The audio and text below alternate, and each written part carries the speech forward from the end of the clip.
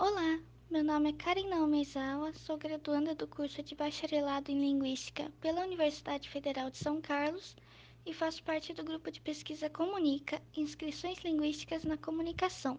Essa apresentação intitula-se Medium e Mundo Ético, o papel do fandom na reconstituição do blog Esmeralda Flower Shop. Primeiro, um resumo.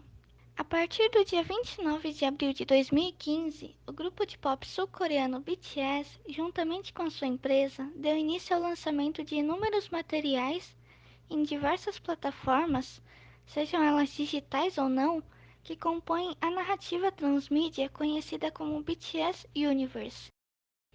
Um desses materiais é o Esmeralda Flower Shop, um blog fictício criado em 2017 e gerenciado por um florista, também fictício, chamado Testesso, que pretende abrir uma floricultura especializada na flor esmeralda e, por isso, traz em suas postagens diversas histórias sobre a flor, que é inspirada no conto italiano La città d'Esmeralda.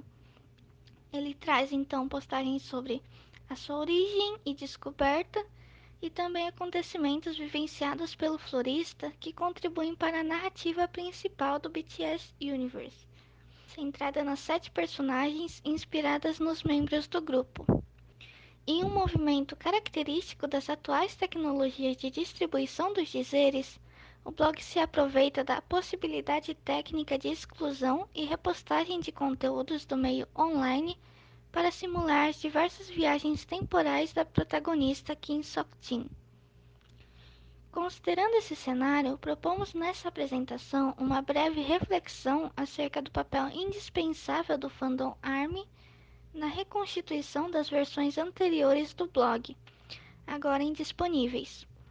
O blog, como um objeto editorial típico do atual período, será abordado aqui sob o olhar da midiologia de Debré, que o institui como um medium, isto é, um objeto técnico que sensibiliza em uma dada direção, ancorado em uma dada institucionalidade, que sustenta o mundo ético, digamos, da impermanência, e é por ela criada. Então, nós temos aqui um sumário de como eu vou estar organizando essa apresentação. Então, primeiramente, uma breve introdução acerca dos conceitos principais. Depois falaremos sobre o BTS Universe. Depois falaremos sobre o blog Esmeralda Flower Shop. E depois sobre a reconstituição do blog. E por fim, as referências bibliográficas dessa apresentação. Mas antes de começar, gostaria de pontuar que os fatos que eu vou expor nessa apresentação constituem apenas um recorte da minha pesquisa principal acerca da relação entre espaço canônico, ou seja, o material autoral, e o espaço associado, isso é, o rumor público referente ao material autoral do BTS Universe.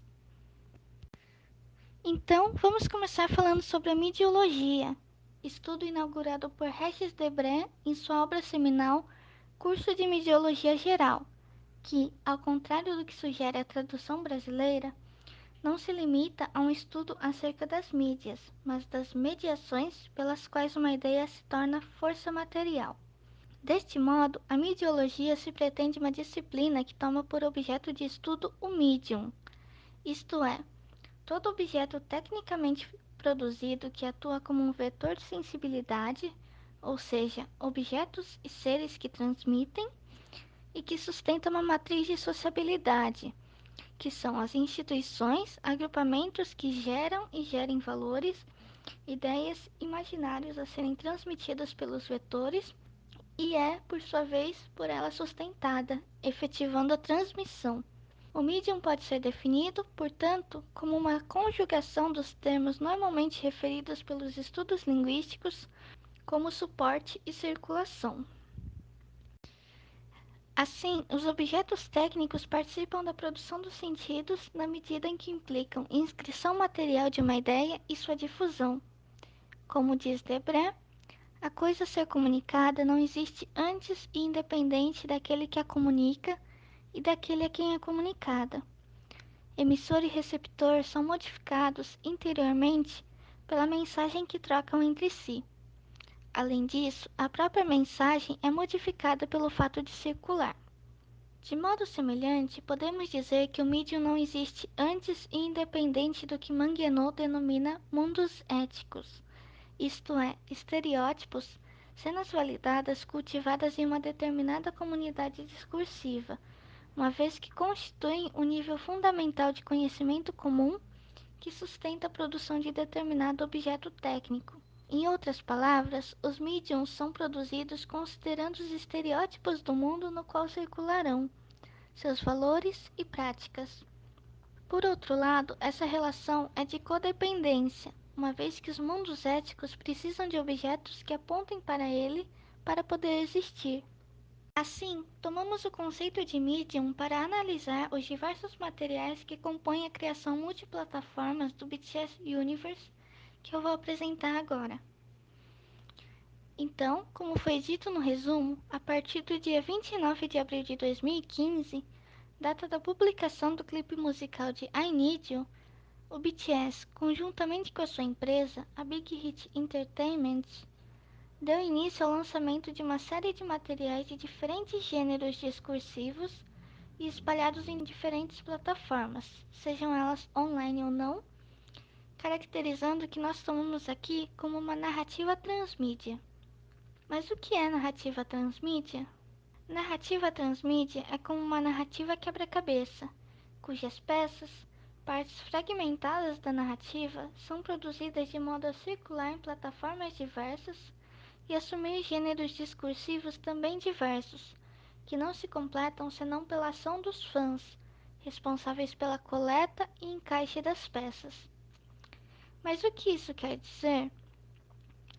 Bom, é como se cada um desses diversos materiais fossem peças de um quebra-cabeça que estão espalhadas em diversas plataformas e, portanto, para fazerem sentido, para ser vislumbrada em sua totalidade, é preciso alguém, no caso o fandom, para coletar e reorganizar as informações, ou seja, as peças, de modo a atribuir sentido e dar origem à narrativa em sua totalidade. Então, é um tipo de narrativa que toma como base a cultura participatória do fandom e a interatividade entre eles. Assim sendo, a interação é um elemento essencial para o sucesso desse tipo de narrativa transmídia, atuando como uma espécie de cola que junta todas as peças. Então, nós tivemos o lançamento desses diversos tipos de materiais, como por exemplo, os clipes, os curtas, os pôsteres, as notas, entre muitos outros, dos quais destacamos para essa exposição o blog Esmeralda Flower Shop. Vamos começar do começo. No dia 9 de agosto de 2017, foi publicado na conta de Twitter oficial do BTS uma selfie de Kim Sok-jin, protagonista da narrativa do BTS Universe, com a legenda Esmeraldo, o que levou os fãs à descoberta do blog Esmeralda Flower Shop. Trata-se de um blog fictício criado em 4 de julho de 2017 e gerenciado por um florista chamado Testesso, que pretende abrir uma floricultura especializada na flor esmeraldo, que é inspirada no conto italiano La città di Smeraldo. Assim, as postagens do blog dedicavam-se a trazer para o público histórias diversas sobre a flor, sua origem e descoberta, e também alguns acontecimentos vivenciados pelo florista que contribuem para a narrativa principal do BTS Universe, que é centrada nas 7 personagens inspiradas nos membros do grupo. Após a última postagem, realizada em 2 de setembro de 2017, o blog entrou em hiato por um ano.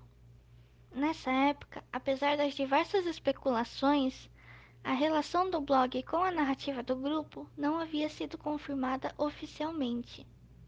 Além disso, vale pontuar que, como todo conteúdo disponibilizado online, as publicações, bem como o próprio blog, são passíveis de serem excluídos, indisponibilizados, alterados a qualquer momento, de acordo com a vontade do autor e ou mesmo da qualidade dos serviços de hospedagem.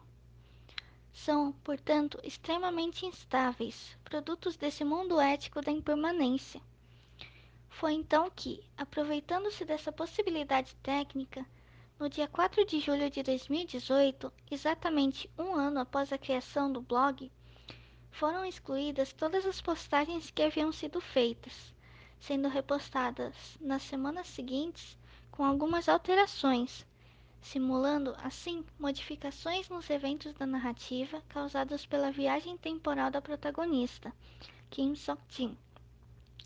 Foi também nessa ocasião que o banner do blog ganhou o logotipo do BTS Universe, certificando como conteúdo oficial da narrativa. Como esperado, as postagens originais que foram excluídas tornaram-se inacessíveis para todos e, claro, irrecuperáveis em sua forma original. Foram sobrescritas pelas novas postagens, tal como uma viagem no tempo tem o poder de sobrescrever os eventos da linha do tempo anterior.